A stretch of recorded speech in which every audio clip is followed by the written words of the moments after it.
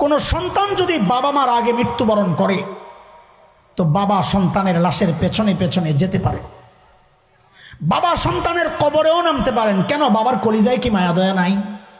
আছে। বাবাও চিৎকার করে করে কান্না করবেন, কিন্তু বাবাকে আল্লাহ ওই শক্তি, সামর্থ্য, মনোবল দিয়েছেন।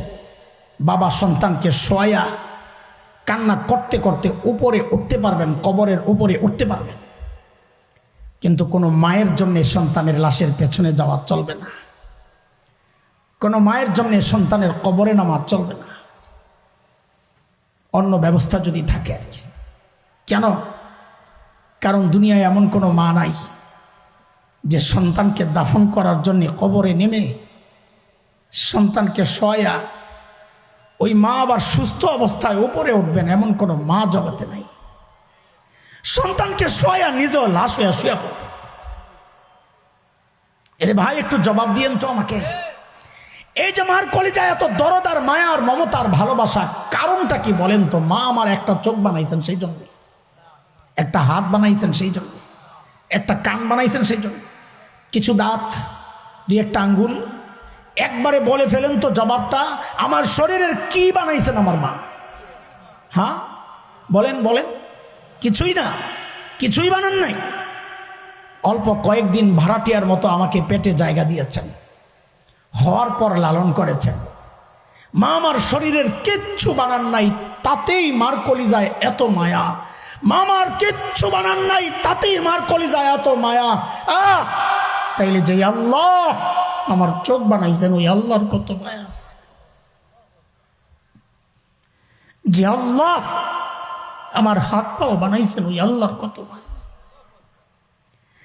যে আল্লাহ আমাকে এত এত নিয়ামত দিয়া বাঁচায়া রাখছেন, ওই আল্লাহর কত মায়া। আরে জালিম কত মায়া, তুমি কি বুঝো না? একটু দেখো না, আমি আর তুমি যখন দরজা জানলা বন্ধ করে ভেতরে গুনাহ করি, ভেতরে গুনাহ চলছে, আমার মালিকের কত মায়া। ওই গুনাহ অবস্থায় আমার মালিক দরজার নিচে দিয়ে বাতাস আর অক্সিজেন পাঠাইয়া দিচ্ছেন যেন আমি মইরা না যাই। আরে দোস্ত, আমি আপনি যখন গুনার দিকে আগাই না, মালিক তখন ওই মায়ার কথাগুলো মনে করিয়ে দিয়ে দিয়ে ডাকতে থাকেন কি, ইয়া আইয়ুহাল ইনসান মা গররাকা বিরাব্বিকাল কারীম।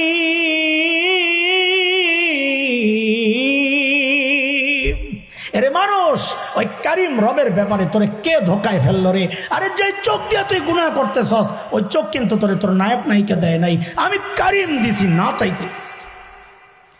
যে কান দিয়া তুই গান শুনতেছ, যুবক, হেডফোন লাগায় লাগায় ঘুমায় যাও গান শুনতে শুনতে, মালিক তখন তোমাকে ডাকতে থাকেন, তোমার খবর নাই। যে কান দিয়া তুই গান শুনতেছ, ওই কান কিন্তু তোর গায়ক গায়িকা দেয় নাই, আমি কারীম দিছি না চাইতে। আমাদের বড়রা বলেন ডাকের ভেতরে যেন আরেকটা ডাক আছে। বলে কি? আল্লাহ যেন বলছেন, এরে বান্দা, তোর ছোট্ট বাচ্চাটা তাকায় থাকলে তুই গুনাহ করস না, তোর লজ্জা লাগে। তোর মুরব্বী তাকায় থাকলে তুই গুনাহ করস না, তোর লজ্জা লাগে।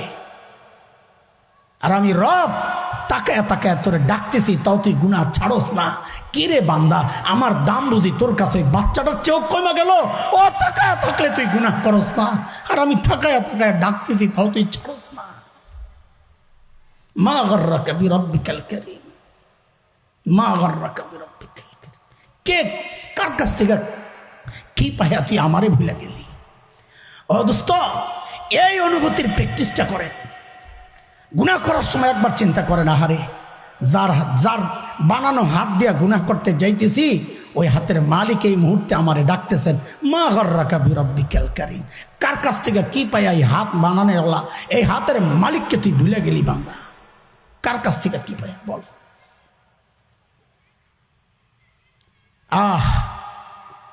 দায়িত্ব নিয়ে বলছি, এই চিন্তাটা যার দিলের মধ্যে ঘুরবে, গুনাহ করা না, গুনাহ ছাড়া না, গুনাহ করাটা কঠিন হয়ে যাবে ইনশাআল্লাহ।